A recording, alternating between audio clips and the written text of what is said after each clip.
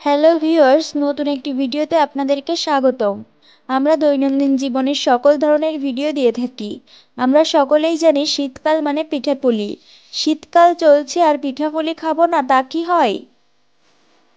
তাই আজকে আপনাদের মাঝে নিয়ে এলাম পান পিঠে তৈরির রেসিপি। পান পিঠে বানাতে যে যে উপকরণ লাগবে তা হলো চালের গুঁড়া, ময়দা, দুধ, খেজুরের গুড়। প্রথমে 2 বাটি চালের গুঁড়ো, তার ভিতরে হাফ বাটি ময়দা, সামান্য লবণ দিয়ে ভালো করে মিশিয়ে নিতে হবে। এরপর দুধ গরম করে ওই মিশ্রণের ভিতর পরিমাণ মতো দুধ দিয়ে ব্যাটার তৈরি করে নিতে হবে।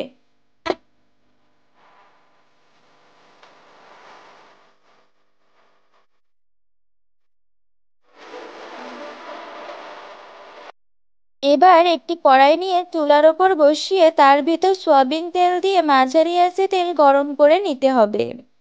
এবার তেলের মধ্যে 1 চামচ তৈরি করা ব্যাটার দিয়ে দিতে হবে।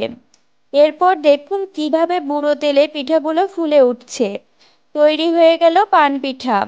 আপনারাও একবার বাসায় চেষ্টা করে দেখতে পারেন। আশা করি সবারই এই রেসিপিটি খেতে অনেক মজা লাগবে।